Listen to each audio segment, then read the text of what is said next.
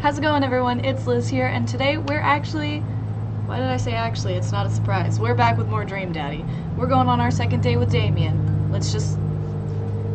fucking do it. I had a lot of fun hanging out with Damien the other day. I wonder what he's up to. I open up Dad book and start writing him a message when Amanda walks into the door. Oh my god, she caught me sexting. Dad, you got a letter. Oh my god, is it from Damien? Is it from Grandma? No, it's from Damien. Called it. Can I see it?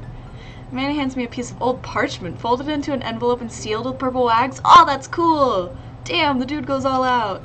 I pry off the seal and unfold the letter. In the most beautiful calligraphy, the letter reads, Dearest Lizard, I hope you'll find my continued correspondence endearing rather than trying. One can only hope that my use of the slow and more traditional form of communication will showcase my sincere and earnest sentiment that I greatly enjoyed our time together. I write this hastily under the warm embrace of excitement, fearful that I may misstep and speak towards something unwelcome. For now I hope that you might forgive my boldness. I will simply say that your company has greatly occupied my thoughts. While the afternoon may have been derailed by forces unforeseen, your companionship helped a great deal, not only in the discipline of my child, but in the morale of my spirit, and for that I thank you. That said, Lizard, if you'll allow me, it would mean the world to me if I can enjoy more of your time. Perhaps a trip to the cinema followed by a moonlit stroll would be to your taste. I eagerly await your response. With great respect, D. Blood March. That's really cute, though. If a man ever did that much for me, man or woman. Don't worry, it's soda, but it doesn't have caffeine in it. It's totally better. Amanda and I both look up from the letter. Wow. He's good. Yeah. So you gonna catch a movie with him? Yeah, I better message him on Dad book and let him know. Amanda slaps my laptop shut. You have to write him back. A real letter. But my handwriting looks like two toddlers fighting over a crayon.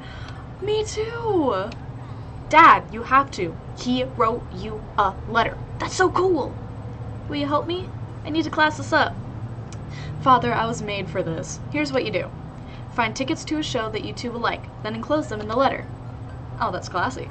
Amanda and I hop onto my laptop and peruse showtimes. He doesn't seem like a romantic comedy kind of guy. Oh, here's one. Vampire Crusade 2. Evil Never Dies. I don't know, that sounds kind of stupid. Actually, it's a critically acclaimed exploration into the ennui of existence. It really turns the vampire trope on its head. Really? No, there's just lots of blood and vampire titties. Oh my god, Amanda! Well, let's roll the dice. Oh, I purchase the tickets and print them out, then sit down at the table with Amanda to try drafting the nice letter. I start writing. Damien. I do hope that this letter finds you in good health. Good one. What's next? Yes. Have some faith in yourself. Okay, we're trucking along. Let him know how you're feeling. You found me in good spirits, for I felt very much the same after our last encounter. I did very much enjoy the adventure we found ourselves on the last we met. That earnest shit was pretty messed up. Hey, your kid's kind of fucked up. Felt very much the same? Nice. Ask him to hang out already. True art takes time, Amanda. Let me, get at that. Bring it home, Pops. Let me take you out. I got 2 tickets to the movies. It would bring me great pleasure to escort you to the cinema. Enclosed, you'll find 2 tickets to Vampire Crusade 2, Evil Never Dies, which I'm sure you'll find both titillating. Get it? Because there's vampire titties. Titillating and enjoyable.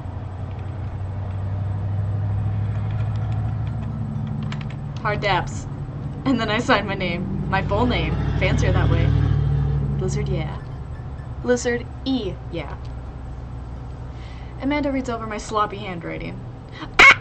Hey, that's still better than my handwriting, man.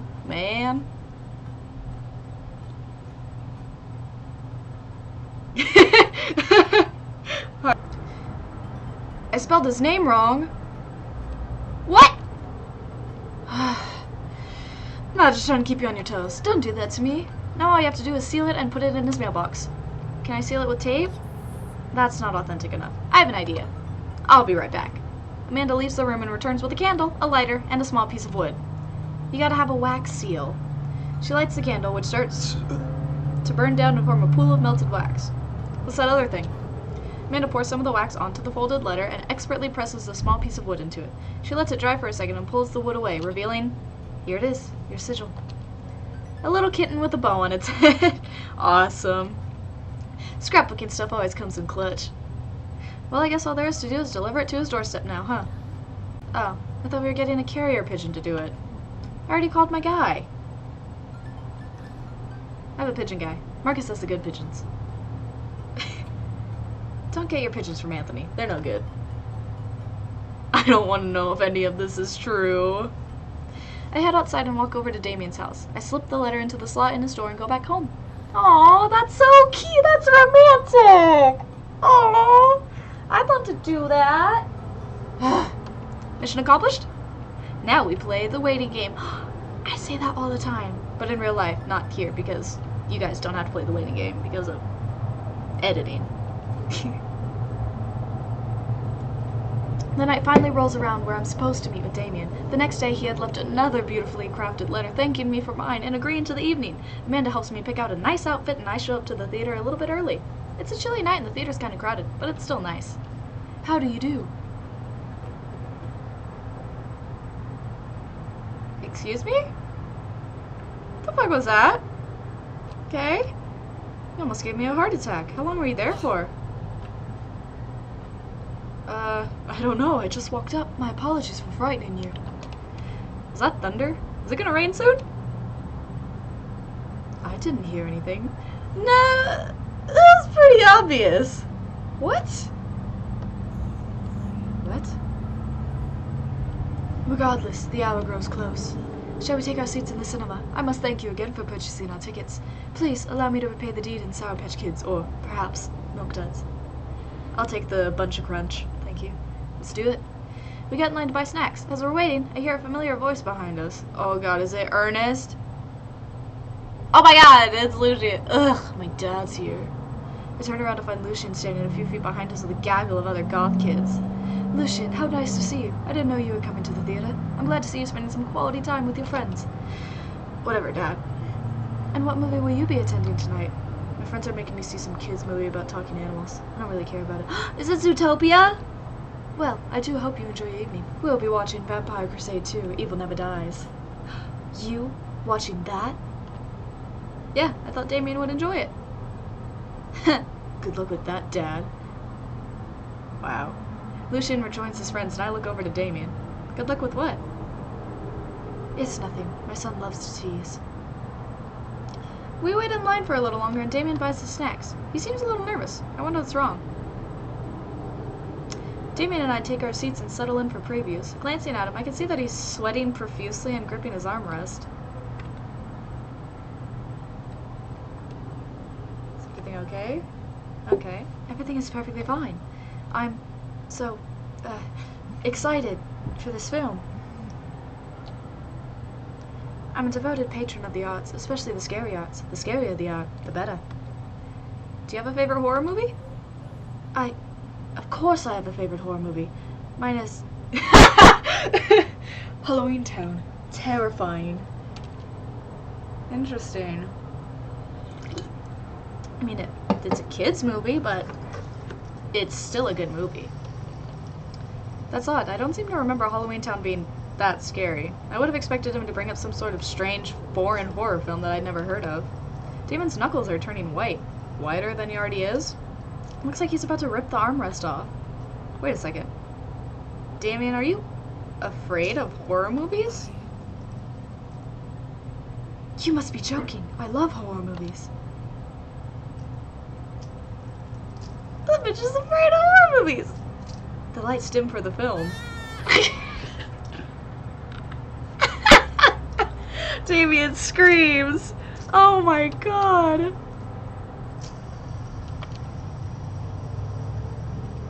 I apologize. I was thinking about something far scarier than this movie, which is not scary at all. We settle in as the film starts. I offer Damien some licorice and he takes one. I take note of how much his hands are shaking. Oh, honey. That's The title flashes across the screen in bloody letters. Vampire Crusade 2. Evil Never Dies. A pale man with long silver hair, glittering red eyes, and well-oiled abs sits up in a coffin. Awaken, my coven. Well, he seems to be happier about it. 2 more vampires slide the tops off their stone coffins onto the floor. Brother, is it time? Yes, husband, but also mortal enemy. It is time. The 3 look at each other, and then to the camera. For the Vampire Crusade. This rules. The trio of vampires flies off into the night as foreboding organ music plays in the distance. I somehow get lost in the movie. As dumb as it sounded, it's actually a pretty fun flick.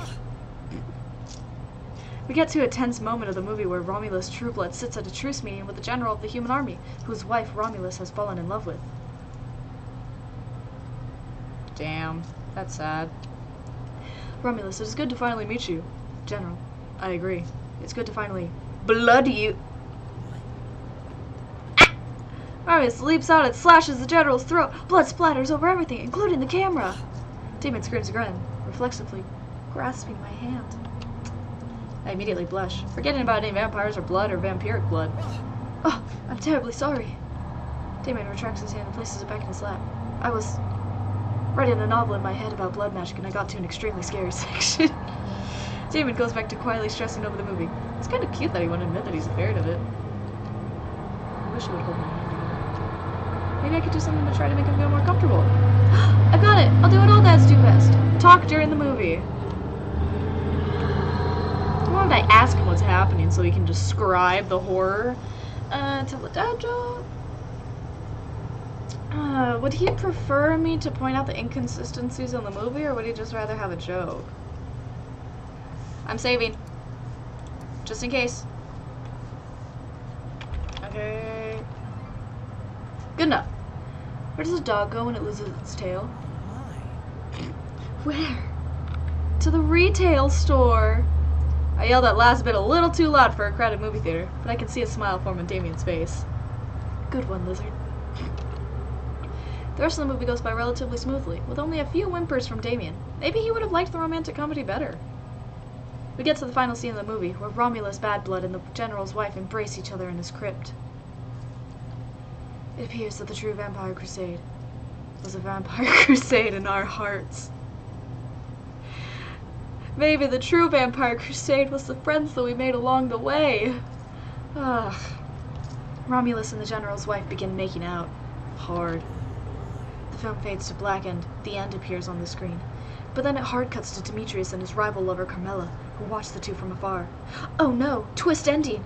Our bloodline has been pure for 1,000 years. Romulus has betrayed us by loving a human woman. It will only be a short time before the next Vampire Crusade 3! Evil must die again! More thunder, more ominous organs. The movie fades out again, and a bloody question mark now accompanies the end. Damien and I walk out of the movie theater in amidst throngs of chattering moviegoers. He's a little more pale than I remember. I mean, that's kind of hard to do. But otherwise, he survived the encounter. He even seems kind of invigorated. What an interesting film. While the premise admittedly struck me as a pedestrian, I was intrigued by its harrowing love story and great attention to detail in regards to vampiric lore. Thank God I didn't do that. Yeah, it was pretty good. A lot more vampire titties than I thought there would be.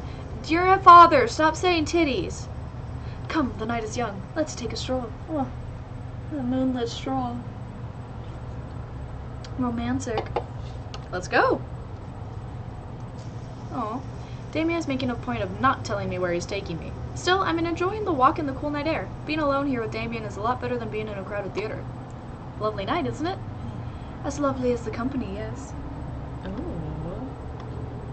He thinks I'm lovely. Damn, okay, here comes the smooth response. Thanks. No problem. Crushed it. We both stand there feeling a little awkward. I sure am one smooth operator.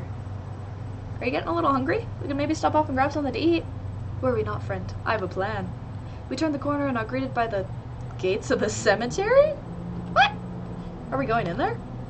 A little bit of Victorian flavor, lizard. Trust me. I'm a bit nervous, but...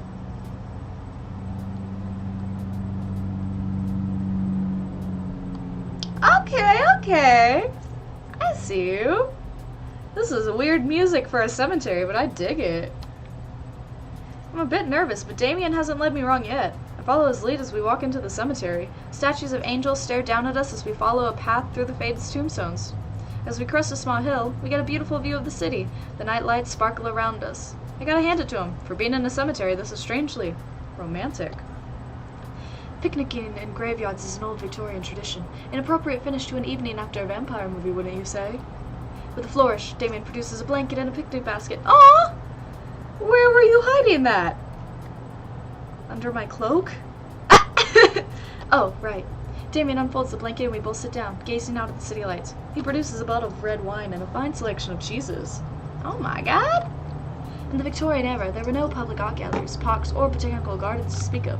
Once rural graveyards became a more popular alternative to church burials, they became the only place that people could see beautiful plant life and fine sculptures. That makes sense. This is pretty nice. I have a question, though.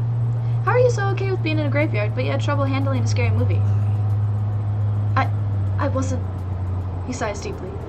Okay, yes, I was extremely scared by that movie. I was not writing a book about blood magic in my head. I just have never been good at those. I just feel as if because how I look and act, people expect me to love horror films, so I must play the part. Truth be told, I don't know if I have the constitution for them at times. Damien, I'm so sorry. If I'd known, I would have suggested another movie. It's quite alright. I actually did find myself enjoying this one, thanks to your help. Graveyards, however. I think there's something rather beautiful about death. Cemeteries are traditionally built away from cities, away from the realm of the living, and it keeps us rather separated from it. To acknowledge death and become comfortable with it, I think, gives us a certain intimate knowledge of ourselves. To sit amongst generations for those who came before us, to be truly alive in the midst of so much death, brings me great comfort. Death helps me appreciate life, to savor every second. With me? We sit and enjoy our food and wine. I don't feel scared anymore. Never thought I'd be comfortable sitting alone in a graveyard at night, but I actually feel very peaceful. Suddenly it doesn't seem like we're alone. Off in the distance I see a shadowy figure in the trees. What is that? I'm not sure. It noticed us. I'm paralyzed with fear as it begins lumbering slowly towards us, its shape taking more animal form, more feral. I look to Damien for help, but he's just as afraid and transfixed as I am. Is it the Dover ghost? I want to scream, but it's stuck in my throat. The creature's getting closer, moving faster. Woof! Aww! It's a dog. It's Robert's dog! That's Robert's dog, Betsy! Aww! As it finally comes into light, the friendliest, dumbest little Boston Terrier I've ever seen pulls its owner towards us. The dog trots over to Damien and sniffs his hands. Damien looks ecstatic. He ruffles the dog's fur happily. What a beautiful dog. Hey, we both look up, not expecting to see Robert! I knew it. I remembered. Thanks. Robert, what are you doing out here on this lovely evening? Hunted cryptids. He found the Dover ghost, didn't he? I didn't know you had a dog. This isn't my dog. I found her wandering in the street. I put a leash on her, and now we're walking around this graveyard together. Hunting cryptids. Damien and I share a look. May I give her a treat? Sure. Wouldn't give her cheese, though. Not to worry. Damien reaches into the depths of his cloak and procures a small dog treat. What else is he keeping in there? You got condoms in there? The dog laps up the treat and crunches away, tail wagging furiously. Damien continues to smooth down her fur. Thanks. My absolute pleasure. Damien shakes the dog's paw. Lovely to meet you, my friend. May our paths cross again. Robert and his dog disappear into the darkness again. Damien stares after them. I didn't know you liked dogs. Victorians love dogs, actually. Most Victorian women of high fashion would always be accompanied by a small dog such as a terrier or a Maltese. I think big dogs are nice, too. Yeah, man, dogs are cool. I do believe we've had enough excitement for one night. What say we make our way home? Damien hops to his feet and extends a hand to help me up. I gladly take it as my knees aren't what they used to be. He packs up his picnic basket and leads us out of the graveyard. As we begin the walk home, I take one last look at the cemetery. It really is beautiful. Like a proper gentleman. Damien walks me to my doorstep. Thank you ever so kindly for your company tonight. Damien, it was my pleasure. Listen, if you'll allow me, it would bring me great joy to offer you a token of my affection. Your dick? Your dick? A monogrammed handkerchief? Wow, thank you, Damien. I can't wait to sneeze on this. Use this to dry my tears for those I've lost. Yes! A noble purpose. Damien shuffles his feet. I just want to say that it's rare to find someone like you. Someone who's open to my eccentricities. It's nice to feel so accepted. Thank you. I'm gonna cry! Damien gives my hand a quick squeeze. Damien blushes and hastily retracts his hand. I must take my leave. Good night. Before I can say anything else, he's gone. I unlock the door and step inside. Like a whirlwind, Amanda runs from the window and plops down on the couch, trying to look nonchalant. Hey, Dad. What's up? Were you watching me from the window? No, I was just... Okay, yes. How's the movie? Lots of vampire titties. Told you. But, as it turns out, Damien is... Wait, Amanda doesn't need to know that. I'll keep it between me and Damien. Scary cool. Yep, he's so cool it's scary. Nice save, Blizzard. Did you know that graveyards used to be a place to throw parties? I think I'm misremembering that. Wow, that's pretty punk. Also, we saw a dog. Definitely thought it was a werewolf for a minute, though. How can you be so sure it wasn't a werewolf? How can you be so sure I'm not a werewolf? And how can I be so sure you're not a werewolf? Amanda's eyes narrow. I don't trust you. Nor I you. We make intense, wary eye contact for a second. Anyway, I'm calling it for the night. Don't stay up too late, will you? I'll try not to howl at the moon past midnight. That's my daughter. And that's my wife. Aww! Oh, all these dads are so much better when you actually go on a date with them.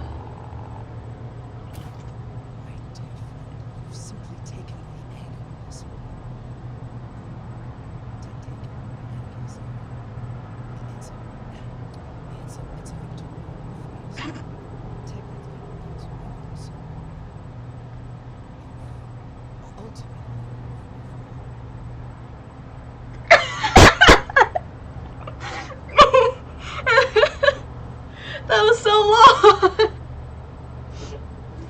Ow, my nose hurts. Oh my god, that was so funny. But either way, why does he like woodworking? That's weird. I thought Robert was the woodworking man. But either way, that's all I have time for today, so next up, hopefully I don't fuck up our final date with Damien and we actually get a happy ending. A good ending. Thank you guys so much for watching. You guys already know to like, subscribe, yada yada yada. You don't need to hear that, but I'll see you guys next time.